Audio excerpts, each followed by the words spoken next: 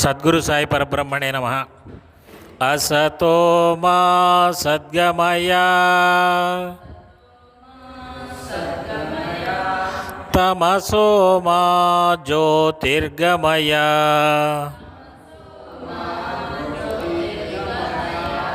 మృత్యోర్మా అమృతంగమయ.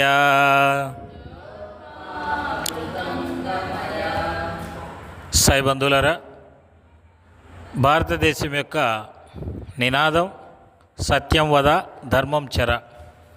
అంటే సత్యాన్ని పలకాలి, ధర్మాన్ని ఆచరించాలి అనేటువంటిది ఈ భారతదేశం యొక్క నినాదం. ఈ భారతదేశంలో వెలిసినటువంటి అనేక మంది యోగీశ్వరులు ఈ సత్యం ధర్మాలనే బోధించారు. వారిలో మనం ప్రముఖంగా చెప్పుకోవాల్సినటువంటి వ్యక్తి కబీర్. ఈయన 14వ శతాబ్దంలో 15వ శతాబ్దంలో భారతదేశంలో ఉత్తర భారతదేశంలో జీవించారు. అయితే గతంలో ఈ మత గ్రంథాలు అనేటువంటివి ప్రజలందరికీ అందుబాటులో ఉండేవి కాదు. అయితే కబీర్ గారు మన వేమన పద్యాల్లాగా చిన్న చిన్న పాటలుగా వ్రాసి వాటిని ప్రజలలో వినిపించేటువంటి వారు. వీటిని దోహాలు అని చెప్పి అంటారు, కబీర్ దోహాలు అంటారు. ఇవి జనాలందరికీ కూడా విస్తృతంగా ప్రచారం అయ్యాయి. వీటితోటి చాలామంది ప్రభావితులయ్యారు. సత్యం అనేటువంటిది ఎవరికైనా ఒకటే ఉంటుంది, ధర్మం అనేది కూడా ఎవరికైనా ఒకటే ఉంటుంది. ఆ కాలంలో ప్రధానంగా హిందూ ముస్లిం మతాలతో పాటు ఇతర మతాలు కూడా ఉండేవి. మరి ఈ అందరూ కూడా కబీర్ని ఎంతగానో గౌరవించేవారు. ఎందుకు గౌరవించేవారు అంటే ఆయన సత్యాన్ని చెప్పాడు, ధర్మాన్ని ఆచరించాడు. హిందూ సన్యాసులు కానివ్వండి, ఇస్లాం సూఫీలు కానివ్వండి, కబీర్ గారిని అనుసరించేటువంటి వారు, కబీర్ గారిని గురువుగా స్వీకరించేటువంటి వారు. అదే గురు నానక్ గారిని తీసుకున్నట్లయితే ఆయన సిక్కు మతానికి చెందిన వ్యవస్థాపక గురువు. మరి ఆయన కూడా ప్రధానంగా కబీర్ యొక్క భావాలనే తీసుకొని ఆయన గురు గ్రంథ్ సాహెబ్ అనేటువంటి దాన్ని రచించడం జరిగింది. మరి ఆ కాలంలోనే కాదు, దాదాపు 100 సంవత్సరాలుగా కబీర్ భావజాలం అనేటువంటిది ఎంతగానో ప్రభావితం చేస్తుంది. ఈరోజు మనం షిరిడీ సాయి మందిరంలో చెప్పుకుంటూ ఉన్నాం. బాబా గారు స్వయంగా నా మతం కబీర్ అని చెప్పారు. అంటే ఏంటి? కబీర్ తత్వం అనేటువంటిది బాబా గారిని కూడా ప్రేరితం చేసినటువంటిది. అంటే ఆధ్యాత్మికవేత్తలకు కబీర్ యొక్క తత్వం అనేటువంటిది శిరోధార్యం. అదేవిధంగా భారత రాజ్యాంగ నిర్మాత అయినటువంటి డాక్టర్ బిఆర్ అంబేద్కర్ గారు కూడా నేను గురువులుగా భావించే వారిలో మొదటి వరుసలో ఉండేటువంటి వ్యక్తి కబీర్ అని చెప్పారు. అంటే సామాజికంగా పనిచేసేటువంటి వారు కూడా కబీర్ని ఆదర్శంగా తీసుకున్నారు. అంటే ఏం చెప్పారు వారు అనేది మనం ఖచ్చితంగా తెలుసుకోవాలి. కబీర్ ఆధ్యాత్మిక గురువు, సామాజిక గురువు, అన్ని రకాలుగా కూడా కబీర్ మనకు మార్గనిర్దేశనం చేసినటువంటి మహాయోగీశ్వరుడుగా మనం చెప్పుకోవచ్చు. సరే, ఈయన చాలా చెప్పారు, కానీ మనం సత్యం ధర్మం అనే అంశాల గురించి ఈయన ఏం చెప్పారు అనేటువంటి మాత్రం చూద్దాం ఈరోజు. మొదటిది ఆయన సత్యం గురించి ఏం చెప్పారు అనేటువంటిది చూద్దాం. ఆయన దైవం కోసం నువ్వు ఎక్కడెక్కడికో వెళ్ళక్కర్లేదు, అది నీలోనే ఉంది అని చెప్పారు. మహనీయులు అందరూ చెప్పింది ఇదే, అన్ని మతాల సారం కూడా ఇదే. దాన్నే కబీర్ గారు కూడా తర్వాత చెప్తారు. ఆయన ఏమంటారు అంటే, విత్తనమందున ఉన్నది నూనె, పాలనున్నది వెన్న. విత్తనమందున ఉన్నది నూనె, పాలనున్నది వెన్న. నీ దేవుడు నీలోనే గలడోయ్, సాధ్యమైతే చూడోయ్ కబీరాం, సాధ్యమైతే చూడోయ్. విత్తనాల్లో నూనె ఉంటుంది, పాలలో వెన్న ఉంటుంది, కానీ మన కంటికి కనబడదు. మన కొంత ప్రయత్నం చేసిన తర్వాత మాత్రమే వాటిని పొందగలం. అలాగే భగవంతుని కోసం నువ్వు ఎక్కడికో వెళ్ళవలసినటువంటి అవసరం లేదు. ఆయన నీలోనే ఉన్నాడు. సాధ్యమైతే చూడు, నీవు ప్రయత్నించి చూడు, అప్పుడు కనబడతాడు అని చెప్తారు కబీర్ గారు. ఇదే సత్యం, అందరూ చెప్పింది ఇదే. భగవద్గీత, బైబిల్, ఖురాన్ అన్నీ చెప్పినటువంటి సత్యం ఇదే. అయితే దానికి ఏంటి సాధన అని చెప్పంటే స్పష్టంగా చెప్తారు. కబీర్ గారు చెప్పేటువంటిది ఎక్కడా డొంక తిరుగుడు మాటలు చెప్పరు. మాటల గలబను మాని స్మరణ సుఖమున మునుగు, మాటల గలబను మాని స్మరణ సుఖమున మునుగు, వెలుపలి పరదా మూసివేసి లోపలి తెరతీవోయ్ కబీరాం, లోపలి తెరతీవోయ్ అని చెప్తున్నాడు. మాటల గలబాని వదిలేసే ఏంటి ఇక్కడ మాటలంటే, ఈ దేవుడి గురించి చర్చలు, వాదోపవాదాలు ఇవన్నీ వద్దు.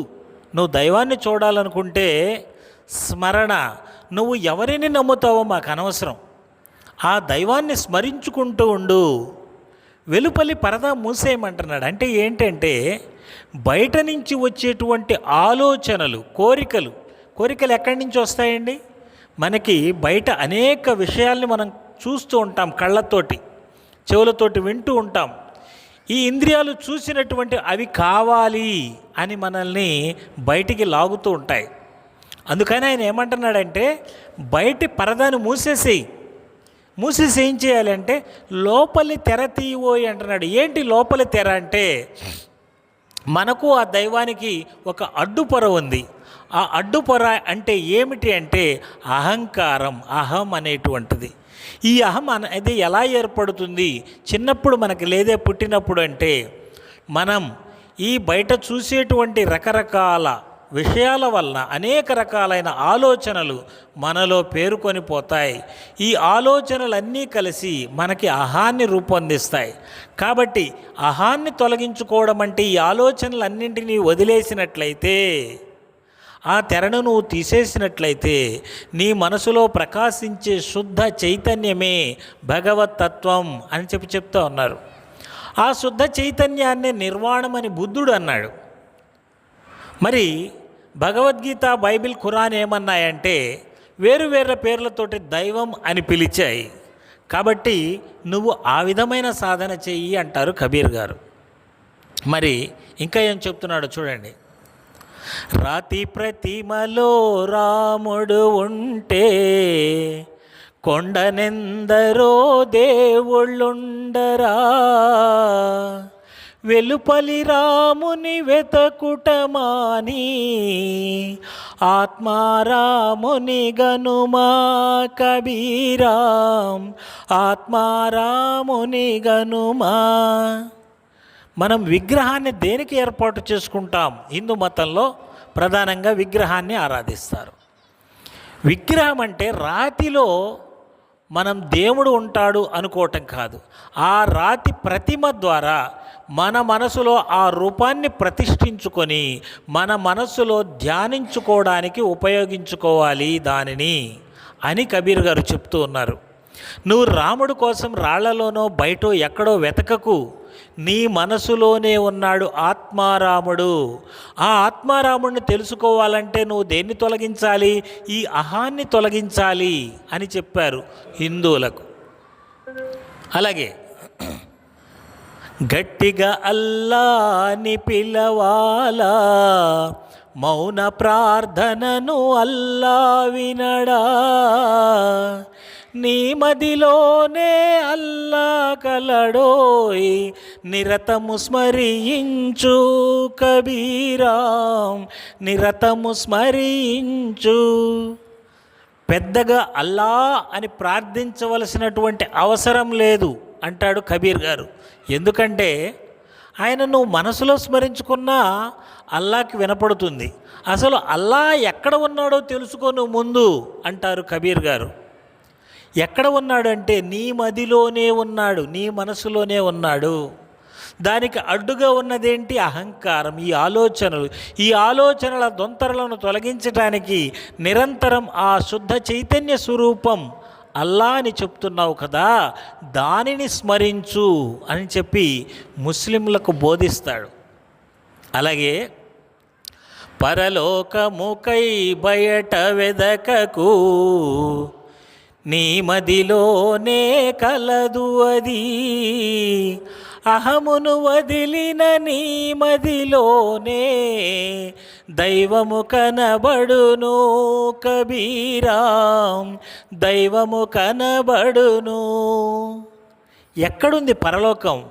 పరలోకం అంటే ఇహం కానటువంటిది పరం. అది ఎక్కడో ఆకాశంలో ఉందో మరెక్కడో ఉందో అనుకోవటం పొరపాటు. మరి ఎక్కడ ఉంది? ఇహం అంటే ఏంటి? ఈ ప్రపంచం. ఈ ప్రపంచాన్ని నువ్వు ఏ రకంగా తెలుసుకుంటున్నావు? ఆలోచనల ద్వారా. అంటే ఈ ఇహ ప్రపంచం అంటే నీ ఆలోచనలే. మరి నీ ఆలోచనలను తొలగిస్తే మిగిలేటువంటిది ఏమిటి? పరం. అదే పరలోకం, అదే దైవం. ఆ దైవ చైతన్యమే నీ మనసులో ప్రకాశిస్తూ ఉన్నది. అందుకే బైబిల్లో చెప్తారు, తట్టుడి తెరవబడును. ఏం తడతాం ఇక్కడ? ఏం కనపడుతుంది మనకి తట్టడానికి? ఏమీ లేదు.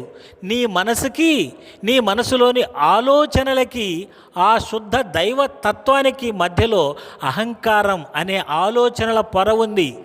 దానిని నువ్వు తడితే అది తెరవబడుతుంది. నువ్వు శుద్ధ చైతన్యంలో కలిసిపోయి దైవాన్ని చేరుకోగలుగుతావు అని కబీర్ గారు చెప్తారు. మరి దీనికి మార్గం ఏమిటి అని చెప్పంటే ఆయన చెప్తారు, మనసా వాచా కర్మణా సారమైనదే స్మరించు, భగవన్నామమే సర్వసారం, జగమే దుఃఖమపారం కబీరా, జగమే దుఃఖమపారం. కబీర్ గారు చెప్పేది ఒక్కటే, నువ్వు ఎలా పూజిస్తావు, ఎలా ప్రార్థిస్తావు అనేటువంటిది ఆయన చెప్పడు. నువ్వు ఏ మతాన్ని ఆచరిస్తావు అనేది ఆయన చెప్పడు. నువ్వు సత్యాన్ని తెలుసుకో. ఆ సత్యాన్ని తెలుసుకొని నిరంతరం దానిని గురించి స్మరించు. అదే నిజమైనటువంటి శక్తిని నీకు ఇస్తుంది. ఆ భగవన్నామాన్ని నువ్వు ఏ పేరుతోటైనా పిలుచుకో, కానీ ఆ సత్యం నీలో ఉందని తెలుసుకొని ఆ సత్యం వైపుకు నువ్వు నడువు. ఒకవేళ నీలో లేదనుకొని బయటికి నువ్వు మళ్ళావా సత్యాన్ని చూడాలి అని, నువ్వు కన్ఫ్యూజ్ అయిపోతావు. నీకు ఏది దొరకదు, చివరికి మిగిలేది దుఃఖమే అని కబీర్ గారు చెప్తా ఉన్నారు. అదేవిధంగా మరి అందరూ చెప్పింది ఒకటే కదండి అని కొంతమంది అనొచ్చు. మరి కొంతమంది మత పెద్దలు ఎందుకండి ఇలాగా ఆ మతం గొప్ప, ఈ మతం గొప్ప, దాంట్లో గొప్పగా ఉన్నాయి, దీంట్లో గొప్పగా ఉన్నాయని చెప్పి వాదులాడుతూ ఉంటారు. వారు ఇవన్నీ వేరువేరు అని చెబుతూ ఉంటారు అంటే వారు అలాగే చెప్తారు. ఎందుకంటే సత్యం అనేటువంటిది తెలుసుకుంటే వారు ఈ విధంగా మాట్లాడరు. అందుకనే కబీర్ గారు చెప్తారు, ఈ గ్రంథ పాండిత్యం ఉన్నవారు, మనమేమో గతంలో కూడా చెప్పుకున్నాం, సత్యయాన మార్గం, నేను సత్యాన్ని అన్వేషిస్తున్నాను అనేటువంటి వారు ఏ గ్రంథంలో సత్యమున్నా తీసుకుంటారు. వారు సత్యాన్ని మాత్రమే నమ్ముతారు. గ్రంథయాన మార్గం చేసేటువంటి వారు నా గ్రంథమే ప్రధానం, ఇతర గ్రంథాలన్నీ మిథ్య, మాయ, అవి అబద్ధం, నా గ్రంథము మాత్రమే సత్యం అని ఎవరైతే అంటారో వారే వాదులాటలకు దిగుతారు. ఆ వాదులాటల్లో వారు కోల్పోయేది ఏమిటి అంటే వారి మనసులో ఉండేటువంటి ప్రేమను కోల్పోతారు. ప్రేమను కోల్పోయినందువలన ఆ దైవ సన్నిధికి ఎన్నటికీ చేరలేరు. అందుకే కబీర్ గారు చెప్తూ ఉన్నారు, గ్రంథములెన్ని చదివిన గాని కాజాలడు పండితుడు, ప్రేమయను రెండక్షరముల చదివినోడే పండితుడు కబీరా, చదివినోడే పండితుడు. అయ్యా నువ్వు గ్రంథాలు ఎన్నో చదివావు, కానీ నీకు పక్క వ్యక్తిని ప్రేమించలేకపోతే, సాటి జీవుల్ని ప్రేమించలేకపోతే, సాటి మతాన్ని, సాటి కులాన్ని, సాటి ప్రాంతాన్ని ప్రేమించలేకపోతే నువ్వు పండితుడు ఎలా అవుతావయ్యా అని కబీర్ గారు అడుగుతూ ఉన్నారు. అలాగే ఉపవాసాలు చేస్తే దైవాన్ని చేరవచ్చు అని అన్ని మతాలు, మత పెద్దలు చెప్తూ ఉంటారు. కానీ బాబాగారు చెప్పలేదు ఉపవాసం చేయమని. భగవద్గీతలో కృష్ణుడు కూడా చెప్పలేదు, గౌతమ బుద్ధుడు కూడా చెప్పలేదు, ఎవరూ చెప్పలేదు. మరి ఎలా జీవించాలి అని చెప్పారంటే మితంగా తిను, మితంగా నిద్రించు, అప్పుడు మాత్రమే నీ మనసు స్థిరంగా ఉంటుంది అని చెప్పారు. కబీర్ గారు కూడా దీన్నే చెప్పారు. రోజంతా ఉపవాసమున్నచో మనసు విందుకై పరుగిడదా, మితమగు నిద్ర భోజనములే మదిని స్థిరముగుంచు కబీరాం, మదిని స్థిరముగుంచు. నువ్వు స్థిరంగా ఉంటే కదా భగవంతుని గురించినటువంటి స్మరణ చేయటానికి కానీ, విచక్షణ చేయటానికి కానీ శక్తి ఉండేది. నువ్వు రోజంతా ఉపవాసం ఉంటే మనసు సాయంత్రం ఏం తినాలా అని ఆలోచిస్తుంది, కానీ దైవం మీదకి ఎలా మళ్ళుతుంది అని అంటారు. గౌతమ బుద్ధుడు ప్రత్యక్షంగా ఆచరించాడు.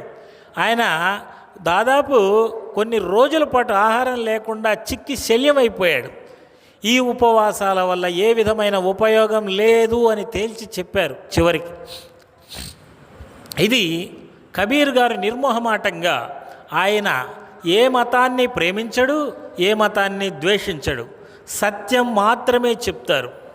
సత్యాన్ని తెలుసుకున్న వారు కలిసి ఉంటారు, సత్యాన్ని గ్రహించలేనటువంటి వాళ్ళు ఘర్షణలు పడుతూ ఉంటారు. అలాగే ధర్మం గురించి ఏం చెప్పారు? ధర్మం అందరికీ ఒకటే అని నమ్మేవాళ్ళు ఒకరితో ఒకరు ప్రేమగా ఉంటారు. మత నియమాలే ధర్మం అనుకునేవారు నిరంతరం తగులాడుకుంటూ ఘర్షణలు పడుతూ ఉంటారు. మరి ధర్మం గురించి కబీర్ గారు ఏం చెప్పారంటే దయ కలిగి ఉండటమే ధర్మం అని చెప్పారు. దయ ఉన్న చోటే ఉన్నది ధర్మం, లోభము కాదే పాపం, మరణ క్రోధము వద్దనే ఉన్నది మరణం, క్షమ వద్దనే నీవు కబీరాం, క్షమ వద్దనే నీవు. చాలా చక్కగా చెప్తూ ఉన్నారు కబీర్ గారు. దయ ఉంటేనే, దయ అంటే ప్రేమ, అభిమానం, సహకారం, ఈ లక్షణాలన్నీ కలిగి ఉండటమే దయ. ఆ దయ ఉంటేనే ధర్మం ఉంటుంది. మతం చెప్పిన నియమాల్ని పాటిస్తూ ధర్మం రాదు. మనసులో దయ అనేటువంటిది ఉండాలి, అది ఉన్నప్పుడే ధర్మం ఉంటుంది. అలాగే లోభం అంటే స్వార్థం, అంతా నాకే కావాలనేటువంటి విపరీతమైన కోరిక. దానివల్లనే మనం ఇతరులతో ఘర్షణలు పడుతూ ఉంటాం, కోపాన్ని తెచ్చుకుంటూ ఉంటాం. ఈ కోపం వల్ల రోగాలు వస్తాయి, శత్రువులు పెరుగుతారు. దీని వలన మనకి నిరంతరం ఆందోళన, అదే నరకం, అదే మృత్యువు అని చెప్తూ ఉన్నారు కబీర్ గారు. అలాగే క్రోధము వద్దనే ఉన్నది మరణం. కోపం ఎక్కువైతే ఈ విధంగా మృత్యు అనేటువంటిది మనల్ని వెన్నంటి ఉంటుంది. అలాగే చివరిగా ఆయన చెప్పింది ఏంటంటే క్షమవద్దనే నీవు. ఏమిటి క్షమవద్ద అంటే క్షమాగుణంని పట్టే ఒక వ్యక్తి యొక్క వ్యక్తిత్వాన్ని మనం అంచనా వేస్తాం. ఒక వ్యక్తి అక్కడ కూర్చొని ఉంటే నువ్వు పొరపాటున వెళుతూ నీ చెయ్యి తగిలిందంటే అతను వెంటనే లేచి మనల్ని ఒక్కటి కొట్టాడు అనుకోండి, అతను మూర్ఖుడు. కనీసం క్షమాగుణం ఏమాత్రం లేదు, ఏంటి ఎందుకు తగిలాడనే తెలుసుకోకుండా కొట్టాడు అని అతన్ని మూర్ఖుడుగా ముద్ర వేస్తాం. అదే చెయ్యి తగిలితే గొడవ పెట్టుకున్నాడు అనుకోండి, ఏం చూసిపోవా, నీ కళ్ళు కనబడటం లేదా, ఇలా మాట్లాడాడు అనుకోండి, మనం సారీ చెప్పినా వినకుండా ఇతను కొంచెం కోపిష్టి అని చెప్పి మనం అతని వ్యక్తిత్వానికి పేరు పెడతాం.